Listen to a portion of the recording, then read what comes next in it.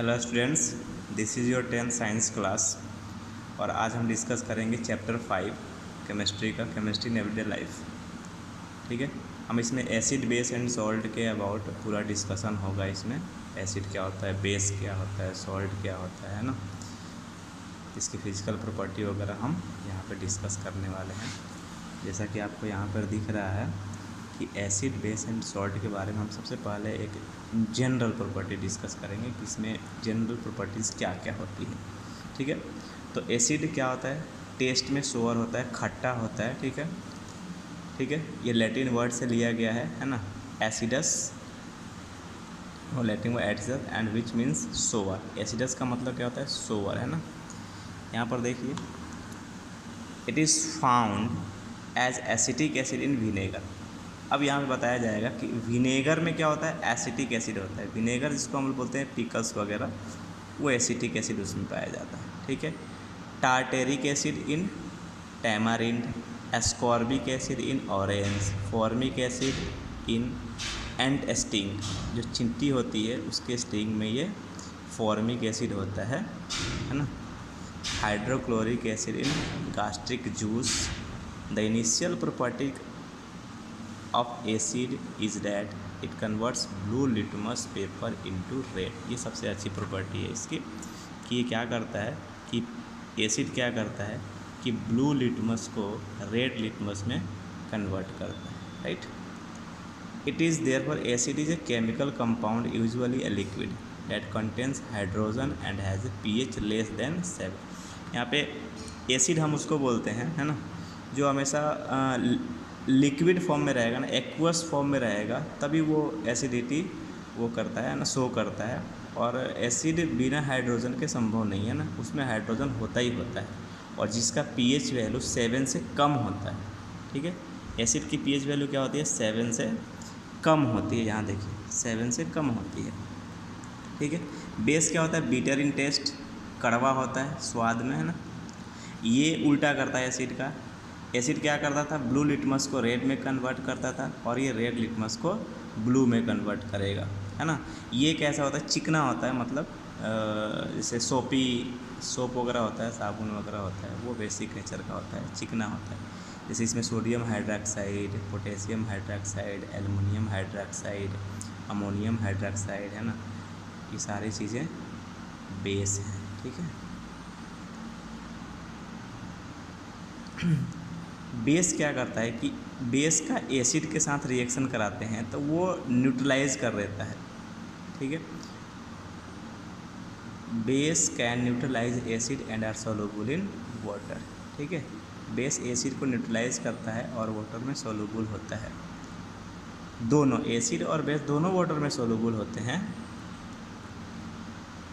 अब इसमें टर्म आता है एक डाइल्यूटेड। ठीक है, क्या आता है, डाइल्यूटेड। एक आता है डाइल्यूट एसिड और बेस, और एक आता है कंसेंट्रेटेड एसिड और बेस। ठीक है, डाइल्यूट हम किसको बोलते हैं, यहाँ देखिए, डाइल्यूट जिसमें हाई क्वांटिटी ऑफ वाटर होता है ना। अगर हम डाइल्यूट एसिड की बात करें, डाइल्यूटेड एसिड की बात करें, तो इसका मतलब ये हो गया कि जिसमें हाई क्वांटिटी ऑफ वाटर होगा, यानी एसिड के अमाउंट से ज़्यादा वाटर की अमाउंट होगी तो उसको हम डाइल्यूटेड बोलते हैं। और कंसनट्रेटेड में एसिड का अमाउंट ज़्यादा होगा। यहाँ पे सारा लिखा हुआ देखिए, यहाँ पे ध्यान से देखिए, if they contain high quantity of water then these are called dilute, and if the quantity of acid और base is higher than water, जब एसिड और बेस की क्वांटिटी वाटर से ज़्यादा हो तो उसको हम कंसनट्रेटेड बोलते हैं। ये दो टर्म बहुत इंपॉर्टेंट है, इसको आप सबको नोट बनाते जाइए, नोट्स बनाते जाइए, है ना। सॉल्ट के बारे में ये कहा जाता है कि जब एसिड और बेस को एक साथ रिएक्ट कराते हैं तो सॉल्ट बनता है। ठीक है, acid plus base, salt plus water. ठीक है, जैसे हमने एक एसिड ले लिया, ये हाइड्रोक्लोरिक एसिड, और हमने एक बेस लिया सोडियम हाइड्रॉक्साइड। ठीक है, इन दोनों को रिएक्शन कराया तो NaCl, ये देखिए, ये सॉल्ट है प्लस वाटर। ठीक है, और इस रिएक्शन को हम न्यूट्रलाइजेशन रिएक्शन बोलते हैं। ठीक है, और ये एक्सोथर्मिक रिएक्शन है। एक्सोथर्मिक रिएक्शन आप जानते होंगे जिसमें हीट रिलीज होती है। The salt formed from a strong acid and strong base are neutral. जब बेस भी स्ट्रॉन्ग हो, देखिए बेस ये NaOH sodium hydroxide strong base कहा जाता है, HCl स्ट्रॉन्ग एसिड कहा जाता है।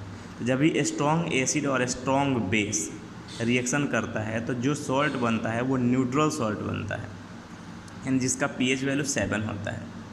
लेकिन स्ट्रॉन्ग एसिड हो और वीक बेस हो तो जो सॉल्ट बनेगा वो एसिडिक होता है, ठीक है। और जब वीक एसिड हो और स्ट्रॉन्ग बेस हो तो सॉल्ट जो बनेगा वो बेसिक नेचर का होगा, ठीक है। यहाँ पर देखिए HCl स्ट्रॉन्ग एसिड है, NH4OH यानी अमोनियम हाइड्रोक्साइड ये वीक बेस है। तो जब हम इसका रिएक्शन कराएंगे तो जो अमोनियम क्लोराइड बनेगा ये एसिडिक सॉल्ट होगा, राइट।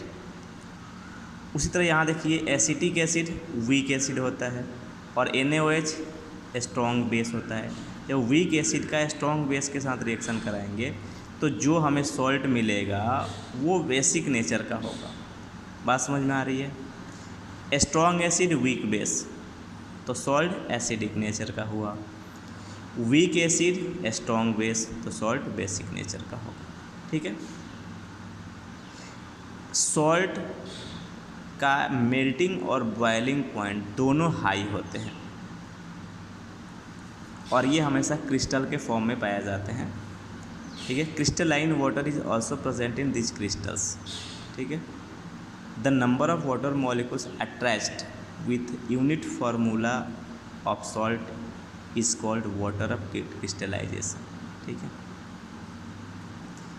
एक के साथ कितना वाटर मॉलिक्यूल, यहाँ देखो 10 molecules of water are present in the form of water of crystallisation of sodium carbonate, ठीक है। यानी कि सोडियम कार्बोनेट सॉल्ट है, इसमें 10 मॉलिक्यूल्स ऑफ क्या है, वाटर है ना। इसमें देखिए प्लास्टर ऑफ पेरिस यहाँ पे दिया, प्लास्टर ऑफ पेरिस CaSO4 ये सॉल्ट है, इसके साथ हाफ मॉलिक्यूल ऑफ वाटर है ना। K2SO4 L2SO4 whole thrice into 24H2O ये एलम है, पोटास एलम इसको बोलते हैं, क्या बोलते हैं, पोटास एलम, ठीक है। ये पोटास एलम है। तो ये सारा एसिड और एसिड बेस सॉल्ट के बारे में आपका जनरल सी बातें थी। अब हम डिफिनीशंस में आते हैं। डिफिनीशन आर्हेनियस ने इसको क्लासिफाइड किया, देखिए यहाँ पे आर्हेनियस लिखा हुआ है, आर्हेनियस थ्योरी, ठीक है। तो आर्हेनियस के अकॉर्डिंग एसिड और बेस का डिफिनीशन अलग अलग होता है, ठीक है। तो आर्हेनियस के अकॉर्डिंग आर्हेनियस ने ये कहा कि the substance which dissolve in water to produce hydrogen ion, hydrogen ion इसको H+ आयन को हम बोलते हैं हाइड्रोजन आयन, ठीक है। देखिए यहाँ पे हाइड्रोजन आयन, तो the substances which give hydrogen ions on hydrolysis in aqueous solution, इसका मतलब समझना है कि वाटर में डिजोल्व करने के बाद, ठीक है। हाइड्रोलिसिस का मतलब वाटर में डिजोल्व करना, आर कॉल्ड एसिड्स। यानी कि वैसे सब्सटेंस जिनको वाटर में डिजोल्व करने के बाद H+ आयन प्रोड्यूस करते हैं या देते हैं उसको हम एसिड बोलते हैं, और वैसे सब्सटेंस जिसको वाटर में डिजोल्व करने के बाद हाइड्रोक्साइड आयन, इसको हाइड्रोक्सिल आयन भी बोलते हैं या हाइड्रोक्साइड आयन भी बोलते हैं। हाइड्रोक्साइड आयन इसको हम OH-, ठीक है। और एक होता है हाइड्रोजन आयन, ठीक है।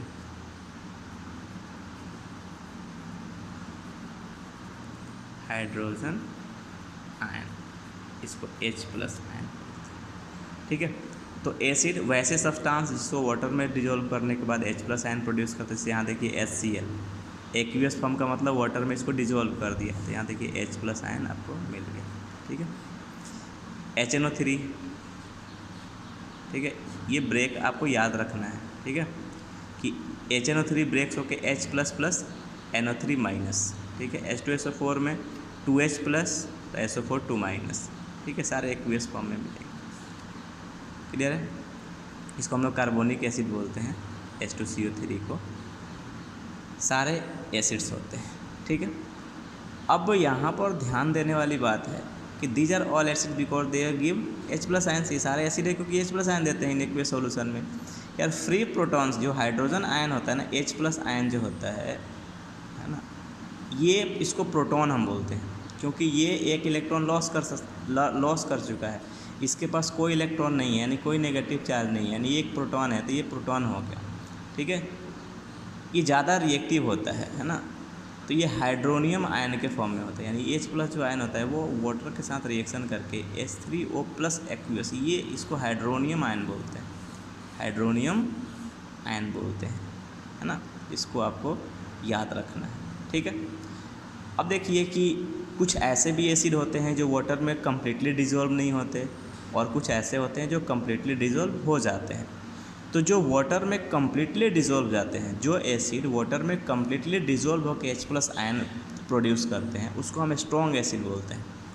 और स्ट्रॉन्ग एसिड में 3 आता है, हाइड्रोक्लोरिक एसिड, देखिए यहाँ पे हाइड्रोक्लोरिक एसिड, सल्फ्यूरिक एसिड, इसको सल्फ्यूरिक एसिड बोलते हैं, और ये नाइट्रिक एसिड। ठीक है, ये 3 को हम स्ट्रॉन्ग एसिड में रखते हैं, बाकी सब वीक एसिड में आता है। वीक एसिड का मतलब है जो कम्प्लीटली आयोनाइज नहीं होता, यानी कि जो कम्प्लीटली वाटर में डिज़ोल्व नहीं होता। उसी तरह बेस, देखिए यहाँ पे K+ KOH को हमने वाटर में डिज़ोल्व किया, तो ये K+OH-, यहाँ देखिए हाइड्रोक्सिल आयन यहाँ पे प्रोवाइड कर दिया, प्रोड्यूस कर दिया। ठीक है, तो ये सारे बेस हैं। ठीक है, ये सारे बेस है क्योंकि ये हाइड्रोक्साइड आयन एक्वियस सॉल्यूशन में प्रोड्यूस करते हैं। अब देखो, जो बेस कम्प्लीटली वाटर में डिज़ोल्व हो जाएगा उसको स्ट्रॉन्ग बेस बोलते हैं, जैसे एसिड की तरह, जैसे KOH potassium hydroxide, sodium hydroxide, ये 2 हमें स्ट्रॉन्ग बेस में आएगा और बाकी सारे वीक बेस में आ जाएगा, जैसे ये NH4OH, ammonium hydroxide, magnesium hydroxide, aluminium hydroxide, copper hydroxide, ये सब क्या है वीक बेस है ना। अब इसमें जो H+ एक्वियस और OH-, क्योंकि जब भी हम न्यूट्रलाइजेशन रिएक्शन करते हैं, है ना, यहाँ पर मैं दिखा देता हूँ आपको, ध्यान से देखिए कि न्यूट्रलाइजेशन रिएक्शन में एक एसिड, जैसे देखिए HCl हमने ले लिया, ठीक है, प्लस एक बेस हमने NaOH ले लिया। ठीक है, ये दोनों एक्वियस फॉर्म में, दोनों को हमने लिक्विड फॉर्म में मिला दिया एक साथ। ठीक है, तो ये बनाएगा NaCl + H2। ठीक है, एक्चुअली होता क्या है कि यहाँ जैसे ही वो इसको हम मिलाते हैं तो ये ब्रेक्स होता है, यानी ये H+ और Cl- और ये ब्रेक होगा Na+ और OH-। ठीक है, तो ये NaCl के साथ रिएक्शन करके NaCl बना कर न्यूट्रलाइज हो जाता है, एक प्लस और एक माइनस न्यूट्रलाइज हो जाएगा, और H+ यहाँ इस OH- के साथ रिएक्शन करके H2O बना लेता है। राइट, ये रिएक्शन होता है इसके अंदर। ठीक है, तो आज की पढ़ाई हम यहीं पे स्टॉप करेंगे। इतना नोट्स आपको बना लेना है और सेंड करना है ऐप पे। ठीक है, थैंक यू।